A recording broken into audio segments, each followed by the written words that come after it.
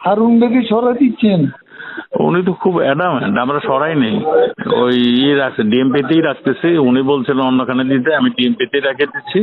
তার শুধু তার মানে ডেস্কটা পরিবর্তন করে দিচ্ছি। প্রাইম মিনিস্টার এইভাবে বলতেছেন, আমি তখন ওই এইটাই সিদ্ধান্ত নিয়েছি, ওনার ডেস্কটা পাল্টে ডিএমপিতেই থাকবে, অ্যাজ ইট ইজ থাকবে, শুধু ডিবির জায়গায় সে অন্য আরেকটা দায়িত্ব। কি অবস্থা রাতে? হ্যাঁ, দিবেন কবে? আমি তো এখন ফাইল পাঠাচ্ছি মাননীয় প্রধানমন্ত্রীর অনুমতির জন্য, আসলেই তারপরেই হবে আর কি।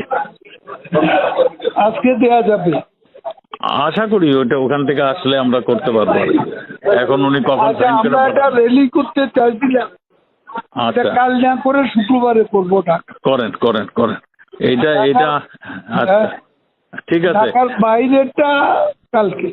আচ্ছা ঠিক কিন্তু আছে। ঢাকা এখনো হ্যাঁ, বৃহস্পতিবারটা করতে চাই না, কারণ যানজট পরিস্থিতি জি আর এই বিরাট ঘটনাটা যানজট হওয়ার হয়ে যাবে। পর বিভিন্ন স্পটে লোকজন রাখতো।